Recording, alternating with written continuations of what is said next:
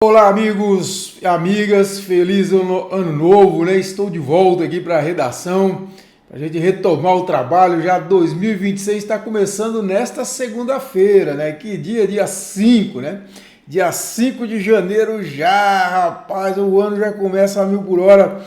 Então, dia 5 de janeiro é o dia que está começando meu ano.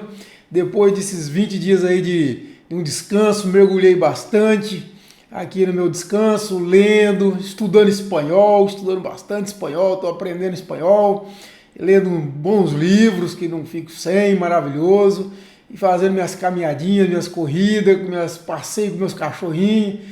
Foi muito bom. Agora é a hora de pegar o trabalho e ir com tudo, porque 2026 promete. Um feliz ano novo, abençoado ano novo para todo mundo, muita saúde, paz, prosperidade para todos nós, e acompanha aí a coluna do CT, que vai ter muito bastidor, muita análise da política do Estado, tá bom? Vamos lá, vamos começar então, para eu fazer um resumo do que eu vi aí do mais importante dos últimos dias. Mas primeiro foi essa história da Procuradoria, do Procurador-Geral de Contas, que o governador Wanderlei Barbosa desnomeou, né, o Marcos Modes e colocou José Roberto Torres Gomes, procurador, como procurador-geral, e aí que é irmão do senador Eduardo Gomes. Aí veio a justiça e derrubou essa história. Quando eu estava de férias e vi a desnomeação, vamos dizer, indireta do doutor Marcos Modes, eu falei, pensa um negócio que foi feito para cair na justiça. Que eu penso o seguinte, você imagina o seguinte, que vamos colocar uma situação prática, que o governador nomeia um procurador para procurador de contas, e aí esse procurador de contas dá lá algum parecer contra o interesse do governador. O governador vai lá, desnomeia ele, nomeia outro. É simples resolver a situação, não é? Então não tem como, é impossível, eu sabia que isso aí não ia dar certo, ok? Teve também aí outra reviravolta, outra revisão, né? Essa foi uma revisão porque o Dr. Marcos Modes foi nomeado pelo governador em exercício, na época, Laurez Moreira, tanto que o Laurez, quando a justiça derrubou essa decisão do Wanderlei e voltou, o Dr. Marcos Modes, a assessoria do Laurez, já disparou um release para a imprensa, parabenizando o Dr. Marcos Modes, quer dizer, ou seja, fincando o pé na terra, falando assim, essa terra aqui é minha, não mexe não que é minha, tá bom? E outra questão que o governador Wanderlei revisou foi do jovem trabalhador, né, que também foi anulado pelo governador em exercício, também Laurez Moreira, e acusando lá a suposta inconsistência de 25,7 milhões de reais. E agora o governador Wanderlei Barbosa voltou com o programa Jovem Trabalhador, né? Bom, para as eleições desse ano, gente, neste momento eu vou falar sério com vocês. Nesse momento é muito difícil tirar essa eleição de governador da professora Dorinha Seabra Rezende. Isso é fato, é fato. Não tem adversário para ela neste momento. Neste momento. Nós temos muita coisa para ocorrer. Eu acho que o processo eleitoral ele começa a se intensificar, sobretudo a partir da segunda quinzena de fevereiro, porque nós temos janela partidária em março, que deputados vão mudar de partido e tal, para ser candidato ali nós vamos ter um vislumbre e pode ter novidade. Temos operações da Polícia Federal, não descartem isso, né? Ou seja, o roteirista do Tocantins pode aprontar. Então, assim, nós temos muita coisa para ocorrer, mas neste momento eu não vejo adversário para governador contra a senadora Dorinha Seabra Rezende. Estou vendo movimentação. Antes das minhas férias falei da movimentação positiva, como eu disse, do deputado Alexandre Guimarães, né, tentando construir uma candidatura alternativa, como eu disse, pode ganhar competitividade, depende de quanta força ele vai conseguir reunir, mas ainda assim eu acho muito difícil. Porque nós tivemos uma oposição fraca. Esses 4 anos, na verdade, todos esses últimos anos, provavelmente os últimos 8 anos, pelo menos, uma posição muito fraca, muito, raquítica, sem expressão nenhuma. Nós vemos muito aí gente clamando no deserto aí, sozinho, uma oposição muito fraca, sem organização. Enfim, nós não tivemos uma oposição. Enquanto você não tem uma oposição, que nós temos gente insatisfeita com o governo, é diferente. Gente insatisfeita está lá encolhidinho, quietinho, com medo. Isso é uma coisa, isso existe. Agora, a oposição, aquela que vem, contrapõe, critica, aponta, faz contraproposta, não, nós não temos. Não temos, isso é ruim para a democracia, péssimo para a democracia. E não existe oposição no Tocantins. O que nós temos é gente contra o governo, que é diferente de ser uma oposição propriamente dita. Do ponto de vista político, eleitoral, não existe. Então, neste momento, com essa cartada que foi feita aí com a volta do governador Wanderlei Barbosa, matou. Com o Laurez, nós tínhamos uma condição de disputa. Nós tínhamos uma condição de disputa muito igualitária, a Dorinha muito forte junto a prefeitos.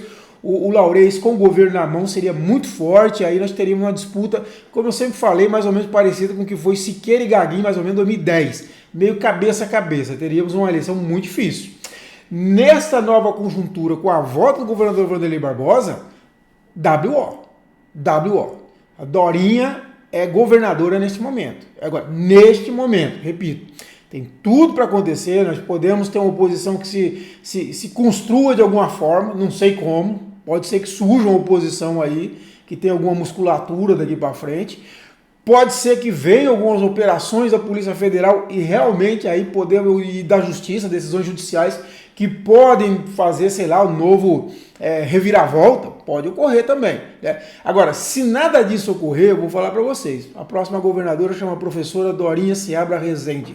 Isso aí eu não tenho a menor dúvida de que vai acontecer, tá bom? Isso é fato, qualquer um que tem o mínimo de bom senso, de conhecimento de política, sabe disso. Bom, e nós tivemos aí também interessante a divulgação da redução da criminalidade, né, no estado. Aqui, ó, Tocantins encerra 2025 com queda de 75% nos latrocínios e retira mais de 1,4 tonelada de entorpecentes das ruas. O governo investiu 3,8 milhões de reais na aquisição de equipamentos e materiais operacionais. Então, bom resultado, né? Bom resultado. A Polícia Militar, a Polícia Civil, as Forças de Segurança do Estado fez um bom trabalho aí. O Estado realmente é um Estado tranquilo, né? Graças a Deus ainda temos um Estado muito tranquilo, pelo menos na questão de segurança. Se na política não tem tranquilidade nenhuma, pelo menos a segurança nós temos sim, nós temos um estado ainda seguro, graças a Deus, podemos viver em paz aqui. E logicamente não dá para ficar sem falar num fato internacional, mas que influencia nós, que é essa questão Estados Unidos-Venezuela. Né? Eu fiz um vídeo no sábado, né, quando teve o sequestro do Maduro, que é um sequestro, né, do Maduro, falando sobre isso. Na verdade, eu acho o seguinte, para deixar claro, eu defendo o seguinte, bom, o governo Maduro é uma tragédia, a ditadura é horrorosa, esse governo, o chavismo destruiu a Venezuela, ponto. Isso aí nós estamos corretíssimos e torci sempre para que o Maduro caísse, mas que fosse derrubado pelo seu povo. Sabe, fraudou a última eleição, não tenho desculpa, eu não tenho amenização para o governo Maduro. Tanto é que o próprio governo Lula sempre foi simpatizante do chavismo, não reconheceu a vitória do Maduro na última eleição, e o presidente Lula fez muito bem, porque foi um fraude e não apresentou as atas, então para nós foi fraudado. Ok? Ponto. Isso é uma coisa. E torci sempre para que o povo de Venezuela derrubasse o chavismo, derrubasse o Maduro, implantasse uma democracia e que o povo tomasse suas decisões, definisse seu destino. Ponto. Isso nós estamos bem. Agora, outra coisa é um governo estrangeiro, uma potência, agir como imperialista, tratar a América Latina como seu quintal, como eles acham que nós somos, no caso dos Estados Unidos, invadir um país, sequestrar um presidente. Isso eu não concordo. Isso eu não concordo e abre precedente. Já está falando também no presidente Gustavo Petro, que não é narcotraficante. Eles estão mentindo. Essa questão do narcotráfico é a nova bomba de destruição de massa. Lembra? Falava lá do Iraque, não sei o quê. Não existe. Não existiu a bomba de destruição em massa, não existiu a arma química e não existe essa questão do narcotraficante. Os Estados Unidos não estão preocupados com o narcotráfico. Tanto é que recentemente anistiou o ex-presidente de Honduras, preso com mais de 400 quilos de cocaína, condenado a mais de 40 anos de prisão e foi solto porque politicamente interessava para as eleições de Honduras. Então, os Estados Unidos não estão preocupados com narcotráfico. Isso é conversa. Não estão preocupados com a ditadura na Venezuela. Isso é conversa, é petróleo. Querem roubar o petróleo da Venezuela. É simples assim. Simples assim. E agora, tanto é, vocês querem um exemplo disso? A tal da Maria Corina Machado e o presidente supostamente eleito na eleição foi fraudada, o Edmundo Gonzalez Urrutia, eles estão sendo traídos pelo Donald Trump. Essa é a primeira impressão, porque tudo indica que, primeiro, isso aí eu ouvi os especialistas, eu concordo, possivelmente Maduro foi traído, foi entregue aos Estados Unidos. Ninguém acharia de forma tão rápida, tão fácil Maduro e levaria, sequestrado. Ele foi traído. Isso aí para mim não tem a menor dúvida. Segundo, há conversas e há sinalizações. O governo interino da Venezuela grita, nosso presidente Maduro, não sei o quê, mas nos bastidores parece que tem uma conversa. O governo Trump está aturando, mandou recado, ameaça para a vice-presidente, para que ela não faça nada errado, que ela seja boazinha. Se ela for assim, tudo bem. Ou seja, há uma conversa com ela. Então, o que significa isso? Que o regime não mudou. Vai continuar sendo uma ditadura, desde que aceite que os Estados Unidos roube o petróleo do país. Se aceitar que os Estados Unidos roube o petróleo do país, não tem problema, continua a ditadura. É novidade para você? Não é. Os Estados Unidos financiaram as ditaduras todas da América Latina. Brasil, Chile, Uruguai, Argentina, tudo financiado por americano. A CIA teve no assassinato, na derrubada do Salvador Allende, no Chile, em 73, 11 de setembro de 73. Foi a CIA que providenciou, que articulou tudo aquilo. Os Estados Unidos são aliados de ditaduras terríveis. A Arábia Saudita, lá no Oriente Médio, foi aliado da Al-Qaeda, antes da Al-Qaeda se rebelar. Derrubou o regime do Irã e colocou os Ayatollah lá, depois os Ayatollah se viraram contra eles. Eles não têm problema. A única democracia que interessa para os Estados Unidos é a dele próprio. E hoje nem isso, porque o Donald Trump é um candidato a autocrata. Ele só não é um ditador ainda nos Estados Unidos, porque as instituições dos Estados Unidos são muito fortes. Muito fortes, você não aceita. Mas, historicamente, a única democracia que interessou para os Estados Unidos foi a deles. E hoje nós temos aqui, na verdade, o seguinte, os Estados Unidos, com isso, a agressão à América Latina, nós estamos aceitando, é um absurdo. Tinha que ter uma união da América Latina toda contra isso, porque não é Maduro. Qualquer um pode acontecer isso daqui a pouco, que feriu os interesses dele. Temos terras raras no Brasil, daqui a pouco inventa aqui que o Lula é isso e aquilo, e vem e sequestra o Lula também. Ou vai lá para o Chile, vai para não sei onde. É isso. Nós temos uma democracia, nós vivemos uma soberania consentida, nós somos soberanos até um momento que os Estados Unidos querem. Quando eles não querem mais, nós não podemos mais ser soberanos, é isso? Vamos aceitar? Não é questão ideológica, não tem essa questão de direita e de esquerda, que nós estamos falando de soberania nacional, soberania da América Latina. A América Latina não pode aceitar ser tratada como o quintal dos Estados Unidos, tem que acabar, gente. Essa doutrina Monroe, que é a América para os americanos, a América que eles dizem é o seguinte, eles são América. Eles são América, o resto aqui é o lixo. Eles tratam a gente, pro Donald Trump, nós latinos somos lixo, ratos, baratas, não tem mínimo respeito. Olha o que eles estão fazendo com os imigrantes.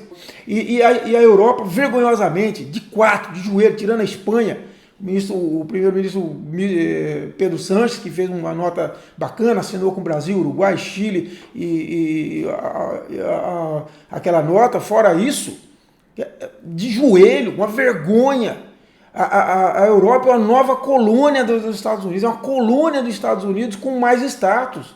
Uma vergonha, uma indecência. Esse Macron, um covarde, que não honra a história da França, um covarde com aquela nota que ele deu em relação a esse atentado à soberania da América Latina. Então é isso que nós estamos discutindo, meus amigos e amigas, é a soberania da América Latina. Não estamos discutindo direita, esquerda, ditadura, não é isso. Todo mundo, ninguém de mínimo bom senso concorda com a ditadura da Venezuela, mas não é isso que está em jogo. O que está em jogo é a nossa soberania. E é isso que esse Donald Trump, pedófilo, canalha, criminoso, não respeita. E nós não podemos estar. E estou começando animado com tudo, como dizia meu amigo Nogueira Júnior, a taboca vai rachar. Um abraço a todos, feliz ano novo.